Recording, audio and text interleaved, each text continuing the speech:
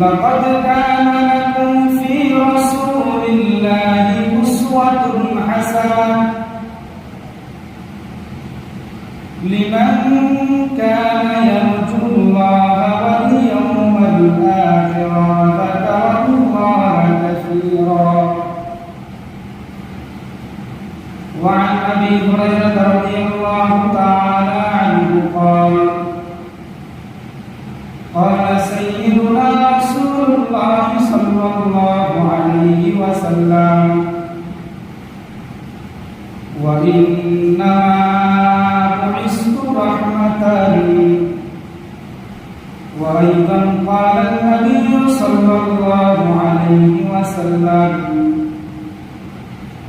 إني رحمة بعثني الله سبحانه وتعالى ولا يتوفاني حتى يظهره الله دينه أو كما قال النبي عليه الصلاة والسلام.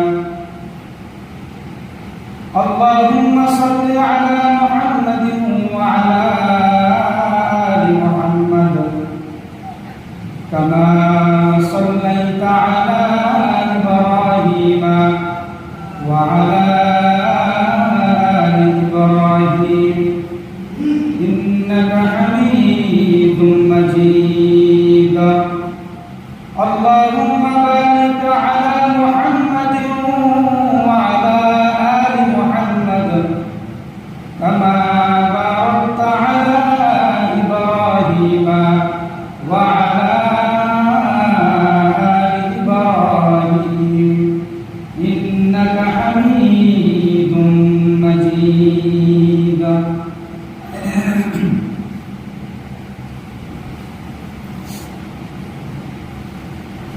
সম্মানিত মুসলিয়ানে کرام, মহান রব্বুল আলামিনের আজিমুশ শান দরবারে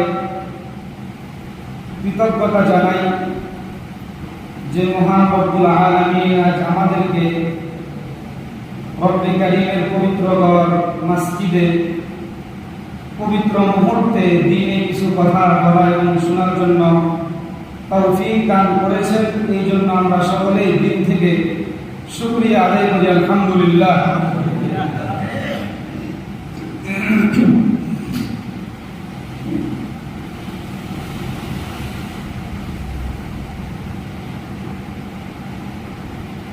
আমরা গত সপ্তাহে আলোচনা করেছিলাম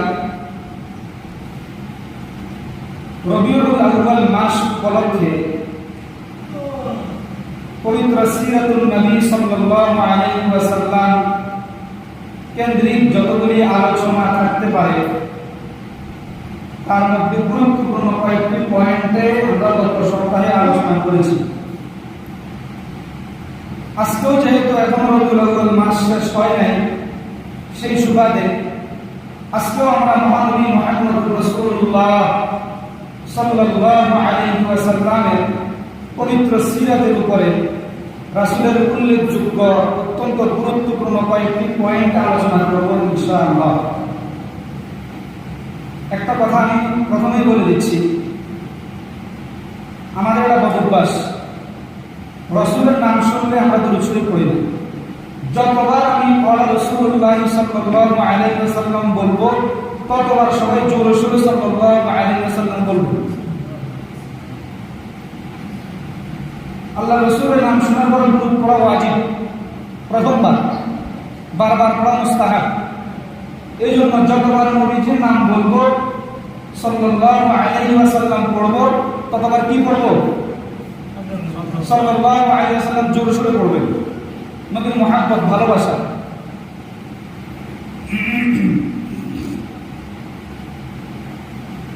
মহানবী মুহাম্মদ রাসূলুল্লাহ সাল্লাল্লাহু আলাইহি ওয়াসাল্লাম হলেন এই বিশ্ব জগতের জন্য রহমত।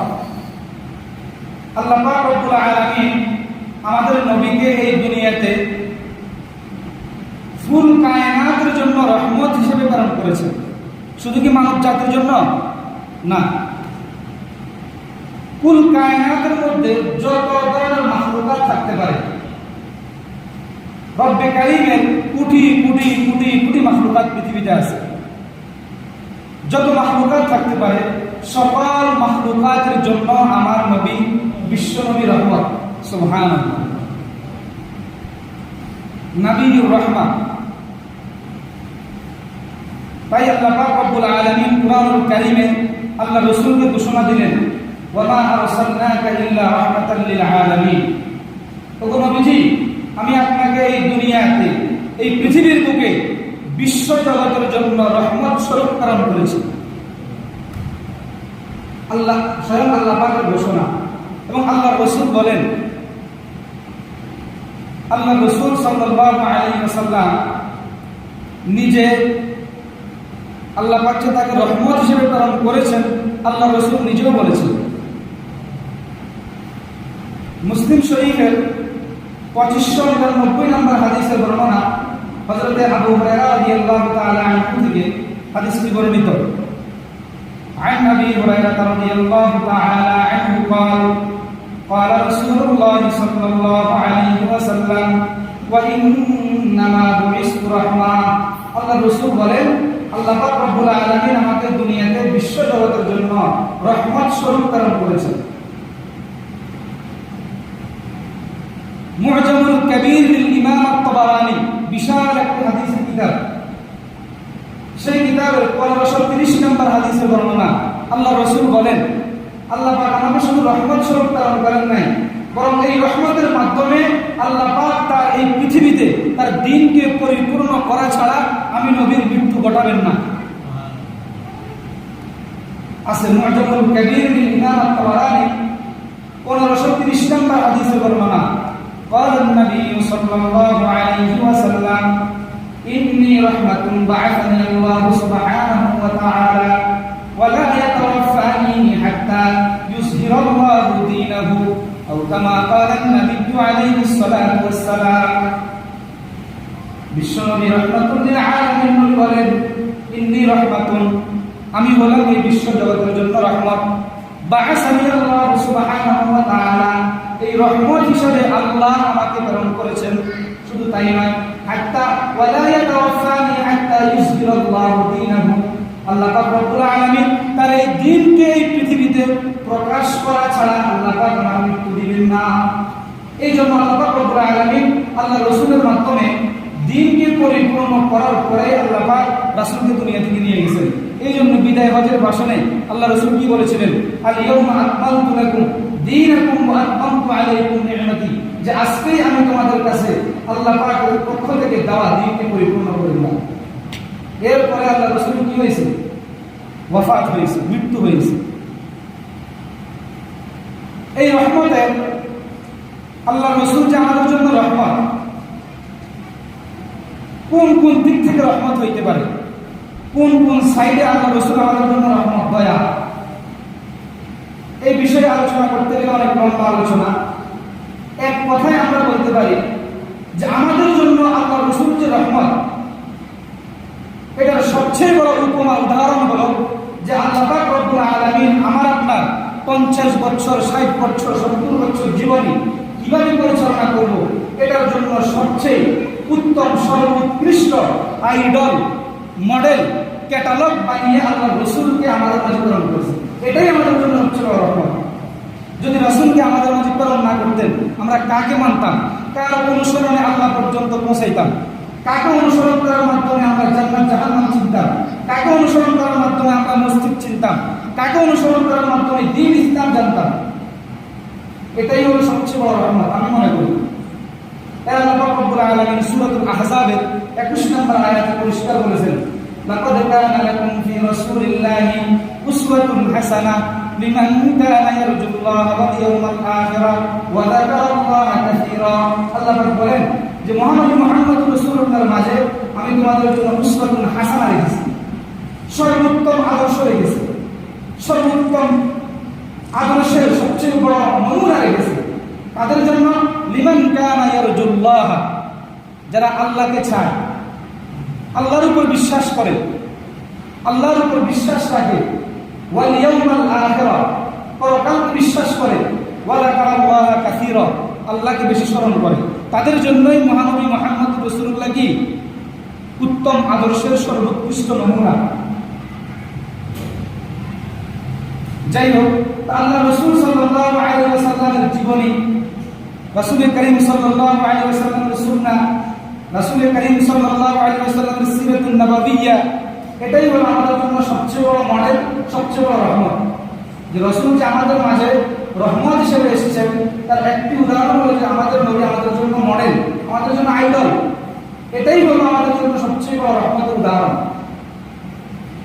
আমরা গত সপ্তাহে যে আলোচনা করেছিলাম যে আল্লাহ রাসূলকে আমরা উত্তম আদর্শ কিভাবে মানব, রাসূলের জীবনী আমাদের আলোচনা হওয়া দরকার, রাসূলের ব্যক্তিগত জীবনী প্রত্যেকটি সাইড নিয়ে আমাদের আলোচনা হওয়া দরকার, জানাশোনা থাকা দরকার, যাতে করে আমরা আমাদের জীবনকে রাসূলের জীবনের সাথে মিলিয়ে দিতে পারি। আমরা যেন আমাদের জীবনীকে, আমাদের সারা জীবনীকে রাসূল করিম সাল্লাল্লাহু আলাইহি ওয়াসাল্লামের পবিত্র সিরাতের যে রশি, সেই রশির সাথে যেন আমরা আমাদের গর্দানকে লাগিয়ে দিতে পারি। এটার উপর আমরা গত সপ্তাহে কয়েকটি পয়েন্টে আলোচনা করেছিলাম। ইনশাআল্লাহ আজকেও কয়েকটি পয়েন্টে আলোচনা করব। মহানবী মুহাম্মদ রাসূলুল্লাহ সাল্লাল্লাহু আলাইহি ওয়াসাল্লামের পবিত্র সিরাতুন নবী উল্লেখযোগ্য একটি অংশ হলো কান নবী সাল্লাল্লাহু আলাইহি ওয়াসাল্লাম ইয়াবদাউ বিসসালাম মান লাকিয়াহু কাবীরান আও সাগীরান আও গুলামান আও সুবিয়ান। রাসূলুল্লাহ সাল্লাল্লাহু আলাইহি ওয়াসাল্লাম পথে ঘাটে হাটে রাস্তায় বাজারে যেখানে যেতেন, কোন মুসলমানের সাথে যখন সাক্ষাৎ হইত, সর্বপ্রথম সালাম আমার নবী দিতেন। সর্বপ্রথম সালাম দিতেন কে? আমাদের নবী। নবী আলাইহিস সালাম কারো সালামের অপেক্ষায় থাকতেন না, যে আমাকে আরেকজনের সালাম দিবে আমি এই অপেক্ষায় থাকবো না। সে আমার থেকে বড় হইতে পারে, সে আমার থেকে ছোট হইতে পারে, বয়সও বড় হইতে পারে, বয়সও ছোট হইতে পারে, পদ পদবিতে বড় হইতে পারে, পদ পদবিতে ছোট হইতে পারে, কিন্তু সালাম আমি আগে দিই। এটা ছিল আমার নবীর একটি কি সিরাতের অংশ। কিন্তু এই গুণাবলী আমাদের মধ্যে কয়জনের ভিতরে আছে? আমরা সবাই চিন্তা করি কি যে আমি মসজিদের খতিব সাহেব, আমাকে মুসলিমরা সালাম দিবে, আমি মসজিদের ইমাম সাহেব, আমাকে কমিটি সালাম দিবে। আবার কমিটি চিন্তা করে যে আমি মসজিদের অনেক উপরস্থ লোক, আমাকে ইমাম সাহেব সালাম দিবে, মুয়াজ্জিনে সালাম দিবে, একজন মুসল্লি সালাম দিবে। বাজারে যাওয়ার পরে একজন রিকশাওয়ালা আমার থেকে ছোট, আর আমি একজন আলেম, এই জন্য রিকশাওয়ালা আমাকে সালাম দিবে, আমি সালাম দিতে পারবো না। এটা রাসূলের সুন্নাহ নয়, এটা রাসূলের আদর্শ নয়। রাসূলের আদর্শ হলো সর্বপ্রথম সালাম আমিয়ে দিব। সর্বপ্রথম সালাম কি? আমিয়ে দিব। এটা রাসূলের সিরাতুন নবীর গুরুত্বপূর্ণ একটি অংশ। রবিউল আউয়াল মাস শেষ হয়ে যাচ্ছে, অন্তত কিছু কথা নিয়ে যান, কিছু কথা মাথায় রাখেন। এগুলা কিন্তু অনেক আমাদের কমন ভুল, যে আমরা সবসময় এই ভুলগুলো থাকি, যে সালাম সবসময় ছোটরা দিবে, বড়রা নিবে। কেন? বড় সালাম দিতে পারবে না? অবশ্যই দিতে পারবে। আল্লাহ রাসূল দিতেন। যেমন হযরত আবু উমামা রাদিয়াল্লাহু তাআলা আনহু থেকে হাদিসটি বর্ণিত, ইমাম নববী রাহমাতুল্লাহি আলাইহির বিখ্যাত কিতাব রিয়াদুস সালিহিন, সেই কিতাবের 863 নম্বর হাদিসের বর্ণনা। عن أبي أمامة رضي الله تعالى عنه قال قال رسول الله صلى الله عليه وسلم إن أولى الناس بالله سبحانه وتعالى من بدأهم بالسلام أو كما قال النبي عليه الصلاة والسلام। الله الرسول বলেন إن أولى الناس بالله سبحانه وتعالى, রব্বে কারীমের সবচেয়ে নিকটবর্তী বান্দা তারা মান বাদাআহুম বিসসালাম, যারা সর্বপ্রথম সালাম প্রদান করে। আল্লাহ পাকের নিকটবর্তী বান্দা কারা? যারা সর্বপ্রথম সালাম প্রদান করে। বড় হোক ছোট হোক, আমি আগে সালাম দিব। এটা থাকতে হবে আমার প্রতিজ্ঞা, আমার অঙ্গীকার, যে আমার আদর্শ হবে, আমার রাসূলের আদর্শে আমি আদর্শবান হব। সর্বপ্রথম যে সালাম দিবে সেই হলো আল্লাহ পাকের সবচেয়ে নিকটবর্তী। এই সার্টিফিকেটকে দিয়েছেন আল্লাহ রাসূল দিয়েছেন। শুধু তাই নয়, তিরমিজি শরীফে 2694 নম্বর হাদিসে বর্ণনা হযরত আবু উমামা থেকে বর্ণিত। عن أبي أمامة رضي الله تعالى عنه قال قيل يا رسول الله صلى الله عليه وسلم الرجلان يلتقيان أيهما يبدأ بالسلام؟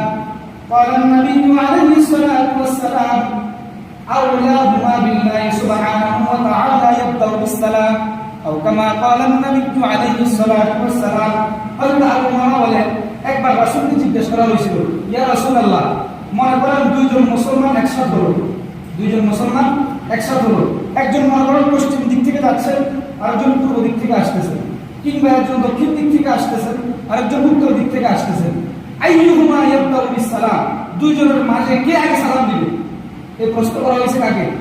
রাসূলুল্লাহকে, যে রাসূল এই দুই ব্যক্তির মাঝে আগে সালাম দিবে কে? তখন রাসূল কি বলেছিলেন? আউলাহুমা বিল্লাহি সুবহানাহু ওয়া তাআলা ইয়াবদাউ বিসসালাম, যেই ব্যক্তি আল্লাহ পাকের সবচেয়ে নিকটবর্তী তার মুখ দিয়ে আগে সালাম দেব। যে ব্যক্তি আল্লাহ পাকের সবচেয়ে নিকটবর্তী তার মুখ দিয়ে আগে সালাম দেব। আউলাহুমা বিল্লাহি ইয়াবদাউ বিসসালাম, সেই আগে সালাম শুরু করবে। তাহলে এই হাদিস থেকে আমরা বুঝতে পেলাম, যারা আগে সালাম প্রদান করবে, সে সালাম যদি আগে সালাম দেয়, তখন সে মনে হয় যেন এই জিনিসটা প্রমাণ করলো সে আল্লাহ পাকের অনেক নিকটবর্তী। যে আগে সালাম দেয় সেই যেন এটাই প্রমাণ করলো সে আল্লাহর কি নিকটবর্তী। আর এই সালাম দেওয়া, সালাম নেওয়া, এটা হলো ইসলামের সর্বোৎকৃষ্ট একটি বিষয়, একটি সুন্নাহ। ইসলামের মধ্যে শ্রেষ্ঠ যতগুলি বিষয় থাকতে পারে তার মধ্যে একটি হলো সালাম প্রদান করা। যেমন হাদিসে আছে, বুখারী শরীফের 12 নম্বর হাদিসের বর্ণনা, আল্লাহ রাসূলের সাহাবী আব্দুল্লাহ ইবনে আমর রাদিয়াল্লাহু আনহুমা থেকে হাদিসটি বর্ণিত। তিনি বলেন, আনা আব্দুল্লাহ ইবনে আমর রাদিয়াল্লাহু তাআলা আনহুমা قال إن رجلا سأل النبي صلى الله عليه وسلم أي الإسلام خير؟ قال النبي عليه الصلاة والسلام تطعم الطعام وتقرأ السلام على من عرفت ومن لم تعرف، أو كما قال النبي عليه الصلاة والسلام।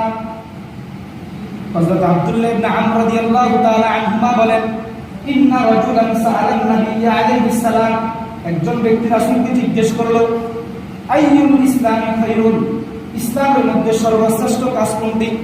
আল্লাহ রাসূল বললেন, তুতঈমুত তাআম, মানুষকে খানা খাওয়াও, ওয়া তাকরাউস সালাম আলা মান আরাফতা ওয়া মান লাম তারিফ, এবং পথে ঘাটে যেখানে যাকে দেখা হবে তাকে সালাম প্রদান করো, চাই তুমি তাকে চিনো কিংবা নাই চিনো, পরিচিত হোক অপরিচিত হোক, যেই হোক না কেন, তোমার আত্মীয় হোক আত্মীয় না হোক, তোমার বড় হোক তোমার ছোট হোক, তোমার পরিচিতর মধ্যে হোক তোমার অপরিচিত হোক, যেই হোক তাকে কি দিবা?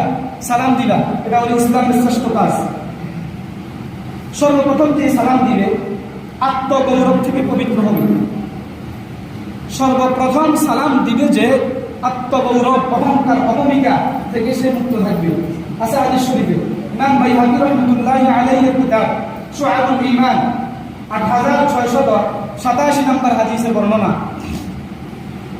قال سيدنا رسول الله صلى الله عليه وسلم البادئ بالسلام بريء من الكبر، أو كما قال النبي عليه الصلاة والسلام। আল্লাহ রাসূল বলেন, সর্বপ্রথম সালাম দিবেন যিনি আত্মগৌরব থেকে পবিত্র হবেন তিনি। এটা মনে রাখবেন, এটা সন্দেহ মতো মনে রাখবেন। এই হাদিসের অনুবাদ সন্দেহ মতো মনে রাখবেন সবাই। আল্লাহ রাসূল বলেন, সর্বপ্রথম সালাম দিবেন যিনি আত্মগৌরব থেকে পবিত্র থাকবেন তিনি। এটা মনে থাকবে তো? এই হাদিসের অনুবাদটা এভাবে মনে রাখবেন, সর্বপ্রথম সালাম দিবেন যিনি আত্মগৌরব থেকে পবিত্র থাকবেন তিনি। এটা মনে রাখবেন। আত্মগৌরব থেকে পবিত্র থাকার জন্যই তো মহানবী মুহাম্মদুর রাসূলুল্লাহ সাল্লাল্লাহু আলাইহি ওয়াসাল্লাম, বড় মানুষ বহু দূরের কথা, আল্লাহ রাসূল ছোট ছোট বাচ্চা যারা খেতে মাঠে খেলাধুলা করতো, আল্লাহ রাসূল তাদেরকেও সালাম দিতেন। সুবহানাল্লাহ। আছে হাদিস শরীফে, বুখারী শরীফের 6246 নম্বর হাদিস, 47 নম্বর হাদিসে বর্ণনা, আল্লাহ রাসূলের সাহাবী হযরত আনাস রাদিয়াল্লাহু তাআলা আনহু থেকে হাদিস বর্ণিত। عن أنس بن مالك رضي الله تعالى عنه قال أن رسول الله صلى الله عليه وسلم مر على صبيان يلعبون فسلم عليهم। হযরত আনাস বলেন, مر على صبيان, আল্লাহ রাসূল যখন বাচ্চাদের মাঝে দিয়ে হাঁটতেন, যেখানে বাচ্চারা চলাফেরা করতেছে, বাচ্চারা হাঁটাচলা করতেছে, ওই সকল ইয়ালআবুনা, যারা খেলাধুলা করতেছে, খেলাধুলায় রত, ফাসাল্লামা আলাইহিম, আল্লাহর রাসূল তাদেরকে আগে সালাম দিয়ে দিতেন। ছোট বাচ্চারা খেতে মাঠে কাজ করতেছে, খেলাধুলা করতেছে, এই খেলাধুলা অবস্থায় ছোট বাচ্চাদেরকে আল্লাহর রাসূল আগে কি দিতেন? সালাম দিতেন। আল্লাহর রাসূলের আদর্শ কি আর আমাদের আদর্শ কি? আল্লাহ রাসূলের সুন্নাহ কি আমাদের সুন্নাহ কি? আল্লাহর রাসূলের সিরাত শরীফা কি আমাদের সিরাত শরীফা কি? এই হলো মহানবী মুহাম্মদুর রাসূলুল্লাহ সিরাতুন নবীর গুরুত্বপূর্ণ একটি অংশ। রাসূল করিম সাল্লাল্লাহু আলাইহি ওয়াসাল্লামের পবিত্র সিরাত নববিয়ার আরেকটি অংশ হলো কানা নবী সাল্লাল্লাহু আলাইহি ওয়াসাল্লাম ইউহিব্বুত তায়াম্মুনা ফি কুল্লি শাইইন ওয়া ফি কুল্লি হিন। আল্লাহর রাসূল জীবনের প্রতিটি কাজ, প্রতিটি মুহূর্তে ডান দিককে প্রাধান্য দিতেন। কোন দিককে? ডান দিক। আল্লাহ রাসূল ডান দিক থেকে কাজ শুরু করতেন, জীবনে কখনো বাম দিক থেকে কাজ শুরু করেন নাই, কারণ ডানের মধ্যে বরকত, বামের মধ্যে বরকত নাই। এই জন্য রাসূলুল্লাহ সাল্লাল্লাহু আলাইহি ওয়াসাল্লামের পুরো জীবনীতে প্রতিটি মুহূর্তে, প্রতিটি কাজের মধ্যে রাসূলুল্লাহ সাল্লাল্লাহু আলাইহি ওয়াসাল্লাম ডান দিককে দিতেন, প্রাধান্য দিতেন। আছে হাদিস শরীফের মধ্যে, বুখারী শরীফের 168 নম্বর হাদিসের বর্ণনা হযরত আয়েশা সিদ্দিকা রাদিয়াল্লাহু তাআলা আনহা থেকে হাদিসটি বর্ণিত। আনা আয়েশা রাদিয়াল্লাহু তাআলা আনহা قالت كان النبي صلى الله عليه وسلم يعجبه التيمم في تنعله وترجله وطهوره وفي شأنه كله। হযরত আয়েশা বলেন রাসূলুল্লাহ সাল্লাল্লাহু আলাইহি ওয়াসাল্লাম ডান দিক থেকে কাজ করাকে এতই প্রাধান্য, এতই প্রায়োরিটি দিতেন যে ইউজিবুহু আত-তায়াম্মুম ফি তানাউলিহি, যখন আল্লাহ রাসূল জুতা পরিধান করতেন তখনও পর্যন্ত আল্লাহ রাসূল ডান দিককে প্রাধান্য দিতেন। ওয়া ফি তারাজ্জুলিহি, যখন মাথা আছড়াইতেন, যখন মাথা ছিলুনি করতেন তখনও ডান দিক থেকে কি শুরু করতেন। ওয়া ফি তুহুরিহি, যখন পবিত্রতা অর্জন করতেন তখনও ডান দিক থেকে শুরু করতেন। ওয়া ফি শানিহি কুল্লিহি, আল্লাহ রাসূলের জীবনের প্রতিটি কাজ ডান দিক থেকে শুরু করতেন। সুবহানাল্লাহ। চিন্তা করছেন আল্লাহ রাসূলের কোন আমলের দৃষ্টান্ত আমাদের জন্য রেখে যান না। মাথা কিভাবে আশ্রাইতে হবে, চিরুনি কিভাবে করতে হবে সেটাও আল্লাহ রাসূল শিক্ষা দিয়েছেন। জুতা কিভাবে পরিধান করতে হবে সেটাও আল্লাহ রাসূল শিক্ষা দিয়েছেন। আমাদের জাহালাতের অভাব। একই মর্মে শামাইল তিরমিজির বাবু মা জাআ ফি তারাজ্জুল রাসূলিল্লাহ সাল্লাল্লাহু আলাইহি ওয়াসাল্লাম এই শিরোনামে একটি অধ্যায় আছে।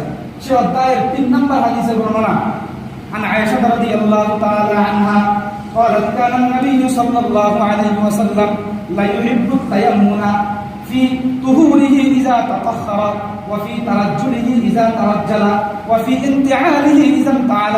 হযরত আয়েশা বলেন আল্লাহর রাসূল ডানকে এত পরিমাণ পছন্দ করতেন, যখন পবিত্রতা অর্জন করতেন ডান দিক থেকে শুরু করতেন, যখন জুতা পরিধান করতেন ডান দিক থেকে শুরু করতেন, যখন মাথা আশ্রাইতেন ডান দিক থেকে শুরু করতেন। এটা আল্লাহর রাসূলের গুরুত্বপূর্ণ একটি আদর্শ, একটি সুন্নাহ, একটি সিরা। আমাদের এই আমল নিতে হবে। আজ থেকে আমরা চিরুনি করলে ডান দিক থেকে করবো। কোন দিক থেকে বলেন? ডান দিক থেকে চিরুনি, মাথা আশ্রাইবে। জুতা পরিধান করবো ডান দিক থেকে পরিধান করবো। আল্লাহ রাসূলের সিরাতের আরেকটি অংশ হলো কানা নবী সাল্লাল্লাহু আলাইহি ওয়াসাল্লাম আ'যামান নাসি ইজতিহাদান ফিল ইবাদা। আল্লাহ রাসূল ইবাদত করার মধ্যে অনেক বেশি আগ্রহী ছিলেন। আল্লাহ রাসূলের মতো প্রচেষ্টা করে এরকম ইবাদত পৃথিবীতে আর কেউ করেন নাই, এত বেশি ইবাদত করতেন। আছে হাদিস শরীফের মধ্যে, বুখারী শরীফের 1130 নম্বর হাদিসের বর্ণনা হযরতে আবু হুরায়রা রাদিয়াল্লাহু তাআলা আনহু থেকে হাদিসটি বর্ণিত। তিনি বলেন, হযরত মুগীরা ইবনে শুবা রাদিয়াল্লাহু তাআলা আনহু থেকে হাদিসটি বর্ণিত। তিনি বলেন عن المغيرة بن شعبة رضي الله تعالى عنه قال قام النبي صلى الله عليه وسلم يصلي حتى تورمت قدماه فقيل يا رسول الله أتفعل هذا شيئا وقد غفر الله لك ما تقدم من ذنبك وما تأخر قال النبي عليه الصلاة والسلام أفلا أكون عبدا شكورا। হযরত রাসূলুল্লাহ সাল্লাল্লাহু আলাইহি ওয়াসাল্লাম রাত্রিবেলা যখন নামাজে দাঁড়াইতেন, হযরত মুগীরা ইবনে শুবা বলেন হাত্তা তাওয়াররামাত কদামাহু, আল্লাহর রাসূলের দুই পা দাঁড়িয়ে থাকতে থাকতে ফুলে যাইত। সুবহানাল্লাহ। আল্লাহর রাসূল ইবাদত করতে করতে আল্লাহর রাসূলের পাগুলি কি ফুলে যেত। কি লা ইয়া রাসূলুল্লাহ, রাসূলকে প্রশ্ন করা হয়েছিল আতাফআলু হাযা শাইয়ান, আপনি এমন কাজ করতেছেন ওয়াকাদ গাফারাল্লাহু লাকা মা তাকদ্দামা মিন যামবিকা ওয়া মা তাআখারা, অথচ আল্লাহ রাব্বুল আলামিন আপনার আগের পিছের সকল গুনাহ আল্লাহ ক্ষমাই করে দিয়েছেন। আপনি ইবাদতের জন্য এত কষ্ট করা, এত মুজাহাদা, এত আগ্রহী, এত লড়াই করার কারণ কি? তখন রাসূল কি উত্তর দিয়েছেন শুনেন। আল্লাহ রাসূল বলেন আফালা আকুনা আবদান শাকুরা, আমি কি আমার আল্লাহর শুকরগুজার বান্দা হব না? আল্লাহ পাক আমাকে মাফ করে দিয়েছেন আল্লাহর বিষয়। এটা আল্লাহ পাকের অফার। কিন্তু আল্লাহ যে আমাকে সুস্থ রেখেছেন, এই সুস্থতা আমি কোন কাজে ব্যয় করতেছি, এই নেয়ামতের শুকরগুজার বান্দা আমি হব না? আল্লাহ রাসূল উত্তর দিয়ে দেখেন। অথচ আল্লাহ রাসূল দাঁড়িয়ে দাঁড়িয়ে আল্লাহ রাসূলের পা ফেলানোর কোনো প্রয়োজন ছিল না। আল্লাহ রাসূলকে আল্লাহ ঘোষণা দিয়েছেন সূরাতুল ফাতহের মধ্যে, লিয়াগফিরা লাকা আল্লাহু মা তাকাদ্দামা মিন যামবিকা ওয়া মা তাআখার। ও রাসূল, আপনার আগের পরের সবকিছু মাফ। তারপরেও আল্লাহ রাসূল ইবাদতে কি ছিলেন? এত নিমগ্ন ছিলেন। আরেক হাদিসে আছে, হযরত আয়েশা বলেন আল্লাহ রাসূল মাত্র একটি আয়াত নিয়ে সারা রাত কাটিয়ে দিতেন। সুবহানাল্লাহ, কোরআনের একটি আয়াত নিয়ে সারা রাত আল্লাহ রাসূল কাটিয়ে দিতেন। তিরমিজি শরীফের 448 নম্বর হাদিসের বর্ণনা, আনা আয়েশা রাদিয়াল্লাহু তাআলা আনহা قالت قام النبي صلى الله عليه وسلم بآية من القرآن ليلة। হযরত আয়েশা বলেন আল্লাহর রাসূল সারা রাত মাত্র একটি আয়াত দিয়ে কাটিয়ে দিতেন। সুবহানাল্লাহ। আরেক হাদিসের মধ্যে আছে হযরতে আবু যর রাদিয়াল্লাহু তাআলা আনহু থেকে হাদিসটি বর্ণিত, যেটি ইমাম নাসাই রাহমাতুল্লাহি আলাইহি তার বিখ্যাত কিতাব আস-সুনানুল কুবরা লিল ইমাম আন-নাসাই, সেই কিতাবের 1083 নম্বর হাদিসের বর্ণনা। হযরতে আবু যর রাদিয়াল্লাহু তাআলা আনহু বলেন قام النبي صلى الله عليه وسلم يصلي بآية من القرآن ليلة حتى أصبح والآية إن تعذبهم فإنهم عبادك وإن تغفر لهم فإنك أنت العزيز الحكيم। আবু যর বলেন আল্লাহর রাসূল রাত্রিবেলা মাত্র একটি আয়াতের মাধ্যমে রাত কাটিয়ে দিতেন। হাত্তা আসবাহা, এমনকি সকাল হয়ে যেত, তারপর আল্লাহ রাসূল একটি আয়াত নিয়ে বলে রাখতেন। সুবহানাল্লাহ। সেই আয়াতটা কি? ইন তুআযিবুহুম ফাইন্নাহুম ইবাদুক, সূরা মায়েদার 118 নম্বর আয়াত। ইন তুআযিবুহুম ফাইন্নাহুম ইবাদুক ওয়া ইন তাগফির লাহুম ফাইন্নাকা আনতাল আজিজুল হাকীম। ও আল্লাহ, আপনার বান্দা যারা গুনাহ করে, আপনি যদি এদেরকে ক্ষমা করে দেন, আপনার বান্দা। ইন তুআযিবুহুম ফাইন্নাহুম ইবাদুক, যদি এদেরকে আপনি আযাব দেন গুনাহের কারণে, আপনার বান্দা। এখন আপনি আযাব দিবেন নাকি ক্ষমা করে দিবেন সেটা আপনার বিষয়। ওয়া ইন তাগফির লাহুম, আর যদি আপনি আপনার বান্দাদেরকে ক্ষমা করে দেন, ফাইন্নাকা আনতাল আজিজুল হাকীম, আপনি মহা পরাক্রমশালী রব, আপনি পারবেন। সুবহানাল্লাহ। মানে এই আয়াতের মর্ম নিয়ে আল্লাহ রাসূল এক রাত কাটিয়ে দিতেন।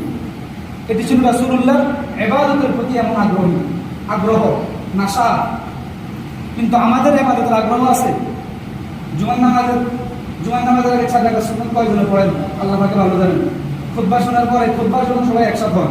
বয়ানের জন্য আমার কাছে মনে হয় জুমার নামাজে কেউ আসে না। মনে হয় কারণ বয়ানের জন্য জুমার নামাজে কেউ আসে না, হয়তো গতানুগতিক বয়ান শুনে, কিন্তু আসা হয় ওই খুতবা 2 রাকাত নামাজের জন্য। 2 রাকাত নামাজ আর খুতবায় আপনার জুমার সওয়াব হবে না। লিখিত নেন, ফতোয়া দিলাম, আপনার জুমার সওয়াব হবে না। সিরফ আপনার উজুবিয়ত আদায় হবে, সিরফ উজুবিয়ত। আগের সুন্নাত 4 রাকাত সুন্নাতে মুআক্কাদা, পরের সুন্নাত 4 রাকাত সুন্নাতে মুআক্কাদা, এগুলো না পড়ে মাত্র 2 রাকাত জুমার নামাজ পড়ে যাবেন, আপনার জুমার সওয়াব হবে না। বেহুদা মসজিদে আসলেন, হাত তোলেন। আজকে থেকে কে কে আগের 4 রাকাত সুন্নাত, পরের 4 রাকাত সুন্নাত পড়বেন? হাত তোলেন ইনশাআল্লাহ। আল্লাহ আমাদের সবাইকে কবুল করুন। সুন্নাত পড়া ছাড়া একটা মানুষ বের হবেন না। যদি আজকে থেকে আমল শুরু করতে না পারেন, তাহলে আমার ওয়াজটা ব্যর্থ, বৃথা। যাই হোক, আল্লাহ রাসূলের শেষ আলোচনা শেষ। আল্লাহ রাসূলের সিরাতুন নবী গুরুত্বপূর্ণ আরেকটি অংশ হলো মহানবী মুহাম্মদুর রাসূলুল্লাহ সাল্লাল্লাহু আলাইহি ওয়াসাল্লাম জীবনে কখনো অহেতুক কথা বলতেন না, বিনা প্রয়োজনে কোনো কথা বলতেন না। বলেন তো, আমাদের জীবনে বিনা প্রয়োজনে কথা বলেছি কিনা? আমাদের জীবনে অহেতুক, অনর্থক, অর্থহীন কথা আমাদের জীবনে মুখ থেকে বের হয়েছে কিনা? নাকি এটা হিসাব করা যাবে না? এত পরিমাণে কথা, আমি আমার কথা বলি, আমি আমার জীবনে এত পরিমাণ বেহুদার কথা বলেছি, এটা আমি দুনিয়ার কোনো বিষয় হিসাব করতে পারবো না। আল্লাহ রাসূল সাল্লাল্লাহু আলাইহি ওয়াসাল্লামের সিরা কি ছিল, সিরাতুন নবী কি ছিল, আদর্শ কি ছিল, যে মহানবী মুহাম্মদুর রাসূলুল্লাহ জীবনে কখনো অহেতুক কথা কি, অনর্থক কোনো কথা বলেন নাই প্রয়োজন ছাড়া। আছে আমাদের শরীরের মধ্যে শামাইল তিরমিজি, মা জাআ কালামু রাসূলিল্লাহি সাল্লাল্লাহু আলাইহি ওয়াসাল্লাম, যে রাসূলের কথাবার্তা কেমন ছিল, এই শিরোনামে একটি অধ্যায় আছে শামাইল তিরমিজির মধ্যে। সেই অধ্যায়ের 3 নম্বর হাদিসে বর্ণনা, আল্লাহ রাসূলের সিফাত বর্ণনাকারী, আল্লাহ রাসূলের সিফাত বর্ণনাকারী আবু হালা নামক একজন ব্যক্তি, কানা ওয়াসাফান বিরাসূলিল্লাহি সাল্লাল্লাহু আলাইহি ওয়াসাল্লাম, যিনি সদা সর্বদা আল্লাহ রাসূলের সিফাত বয়ান করতেন। তিনি আল্লাহ রাসূলের সিফাত বয়ান করতেছেন, মনোযোগ দিয়ে শুনেন। কানা নবী সাল্লাল্লাহু আলাইহি ওয়াসাল্লাম লা ইয়াতাকাল্লামু ফি গায়রি হাজাতিন লা ইয়াতাকাল্লামু ফি গায়রি হাজাতিন ওয়া ইয়াফতাতিহুল কালামা ওয়া ইয়াখতিমুহু আলা আসদাকিহি ওয়া ইয়াতাকাল্লামু বিজাওয়ামি'il কালিম কালামুহু ফাসলুন লা ফুদুলুন ওয়া লা তাকসিরুন। এটার অনুবাদ শুনেন। তিনি বলেন, আল্লাহ রাসূলের সিফাত, আল্লাহ রাসূলের গুণ কীর্তন বর্ণনা করতেছেন যে নবী আলাইহিস সালাম কেমন ছিলেন। লা ইয়াতাকাল্লামু ফি গায়রি হাজা, বিনা প্রয়োজনে কখনো কোনো কথা বলেন নাই। সুবহানাল্লাহ, বিনা প্রয়োজনে মুখ থেকে একটি শব্দ বের হয় নাই আমার নবী। এরপরে বলেন ওয়া ইয়াফতাতিহুল কালামা ওয়া ইয়াখতিমুহু আলা আসতাকিহি, আল্লাহ রাসূলের কথা শুরু করা এবং কথা শেষ করা পর্যন্ত আল্লাহ রাসূল পুরো মুখ দিয়ে কথা বলতেন। অর্থাৎ কিছু কথা ভিতরে থাকবে, কিছু কথা মুখের বাহিরে থাকবে এমন না, বা কিছু কথা ঠোঁটের আগায় বলবেন, দাঁতের আগায় বলবেন, জিহ্বার আগায় বলবেন, কিছু কথা ভিতরে অস্পষ্ট থাকবে এমন না, বরং আল্লাহ রাসূল যখন সুস্পষ্ট ভাষায় আল্লাহ রাসূলের প্রতিটি কথা মুখ থেকে স্পষ্ট করে বের করতেন। আলা আসদাকিহি, পরিপূর্ণ মুখ দিয়ে আল্লাহ রাসূল কি কথা বলতেন। ওয়া ইয়াতাকাল্লামু বিজাওয়ামি'il কালিম, আল্লাহ রাসূল সদা সর্বদা অর্থবহুল কথা বলতেন। অর্থবহুল কথা বলতেন। জাওয়ামিউল কালিম শব্দের এক অর্থ হলো যে আল্লাহ রাসূল সদা সর্বদা অর্থবহুল কথা বলতেন। জীবনে কখনো অর্থহীন কথা বলেন নাই, যে কথার কোনো অর্থ নাই, যে কথার মধ্যে কোনো নিরর্থক এরকম কথা আল্লাহ রাসূল কি জীবনে বলেন নাই। এরপরে তিনি বলেন কালামুহু ফাসলুন, আল্লাহ রাসূলের কথা ছিল একবারে ক্লিয়ার, পরিষ্কার, পৃথক পৃথক, আলাদা আলাদা, এক কথার সাথে আরেক কথার কোনো কি অ্যাডজাস্ট হয়ে মানুষের ভুল বুঝাবুঝি তৈরি হতো না, বরং একবারে ক্লিয়ার ছিল। লা ফুদুলুন ওয়া লা তাকসিরুন, আল্লাহ রাসূলের কথার মধ্যে মাত্রা অতিরিক্ত কোনো কথাও থাকতো না এবং প্রয়োজনের কমের কোনো কথা থাকতো না, বরং আল্লাহ রাসূল বাইনাল ইফরাত ওয়া তাফরীত কথা বলতেন। বেশি বাড়াবাড়িমূলক কথাও বলতেন না, বেশি সাহায্যমূলক কথাও বলতেন না, বরং মাঝামাঝি মধ্যম পন্থায় কথা বলতেন। এটা ছিল আল্লাহ রাসূলের কথা বলার কি, কথা বলার স্টাইল। আল্লাহ রাসূল কিভাবে কথা বলতেন, বিনা প্রয়োজনে কথা বলতেন না, এবং বিনা প্রয়োজনে কথা বলা ইসলামের সৌন্দর্য না, এটা ইসলাম সাপোর্ট করে না, ইসলাম অ্যাকসেপ্ট করে না, সমর্থন করে না। আছে হাদিস শরীফের মধ্যে, তিরমিজি শরীফের 2317 নম্বর হাদিসের বর্ণনা, আন আবি হুরায়রা রাদিয়াল্লাহু তাআলা আনহু قال قال رسول الله صلى الله عليه وسلم من حسن اسلام المرء تركه ما لا يعني او كما قال النبي عليه الصلاه والسلام। আল্লাহ রাসূল বলেন মিন হুসনি ইসলামিল মারই, একজন মানুষের ইসলামের সৌন্দর্য হলো তার কুহু মা লা ইয়ানি, সে অনর্থক কথা ছেড়ে দিবে, অনর্থক কাজ ছেড়ে দিবে। জীবনে কখনো অনর্থক বেহুদা কোনো কথা বলবে না, অর্থহীন কোনো কথা বলবে না, নিরর্থক কোনো কথা বলবে না। এটাই হলো ইসলামের সৌন্দর্য। তাহলে আমরা সবাই মুসলমান কিনা? আমরা সবাই মুসলমান কিনা? তাহলে আমরা আমাদের ইসলামকে সৌন্দর্য করতে হবে কিনা? তাহলে আমরা বেহুদা কথা বলবো, কি বলেন? অনর্থক কথা আরো চালিয়ে যাবো, কি বলেন? দোকানে, মাঠে, বাজারে, নাটে ঘাটে কোথাও আমরা কোনো ধরনের প্রয়োজন অতিরিক্ত একটা কথা বলবো না। এটা রাসূলের একটি সুন্নাহ, রাসূলের একটি সিরাত, রাসূলের একটি আদর্শ, এটা আমাদের মানতে হবে। আল্লাহ রাসূল সাল্লাল্লাহু আলাইহি সাল্লাম অনর্থক কথা বলতেন না ঠিক, কিন্তু আল্লাহ রাসূল যখন বুঝতে পারতেন যে কোনো মানুষ আমার কথা বুঝতেছে না, মনে করেন এরকম একটি মাজমায়ের মধ্যে অনেক মানুষের সামনে ভাষণ দিচ্ছে, কিন্তু দেখা গেল যে আল্লাহ রাসূল কিছু কথা, আল্লাহ রাসূলের কথা যে কোনো মানুষ বুঝতেছেন না বা তাদের বোধগম্য হচ্ছে না, উপলব্ধি হচ্ছে না ভালো করে, তখন রাসূলুল্লাহ সাল্লাল্লাহু আলাইহি ওয়াসাল্লাম একটা কথা 3 বার বলতেন। সুবহানাল্লাহ, একটা কথা কি 3 বার বলতেন, বিরক্তিবোধ করতেন না, বিরক্তিবোধ করতেন না, বিরক্তির ছাপ প্রভাব তার কপালে দেখা যেত না। আল্লাহ রাসূল একটা কথা 3 বারও বলতেন, তারপরও মানুষ যেন বুঝে, কিন্তু অনর্থক যেন না হয়।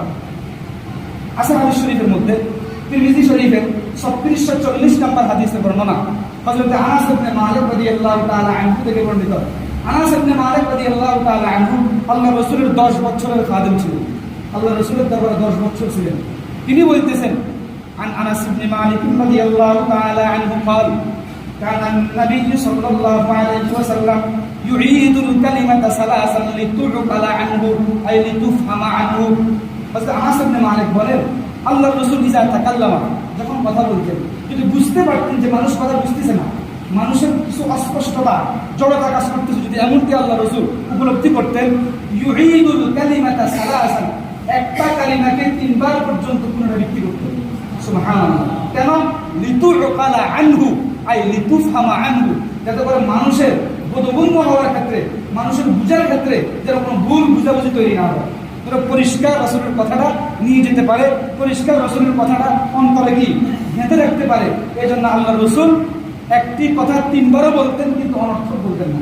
এই কথা মনে রাখবেন, আল্লাহ রসুল মানুষকে বোঝানোর জন্য একটি কথা 3 বারও বলতেন, কিন্তু অনর্থক বলতেন না, বেহুদা বলতেন না, অর্থহীন বলতেন না, বরং অর্থবহ অর্থবহুল কথাই বলতেন। যাই হোক, রাসূলুল্লাহ সাল্লাল্লাহু আলাইহি ওয়াসাল্লামের পবিত্র সিরাত নববিয়্যার উপরে আমাদের 2 সপ্তাহ ব্যাপী যে আলোচনা হয়েছে, আল্লাহ পাক রব্বুল আলামিন আমাদের সবাইকে রাসূলের পবিত্র সিরাতুন নবীর উপরে, পবিত্র আদর্শের উপরে, পবিত্র সুন্নাহর উপরে মৃত্যুর আগ মুহূর্ত পর্যন্ত খুবই সুন্দরভাবে সুস্থতার সাথে আল্লাহ পাক আমাদের জীবন পরিচালিত করার তৌফিক দান করুন। যারা সুন্নাত পড়েন নাই, সুন্নাত পড়েন।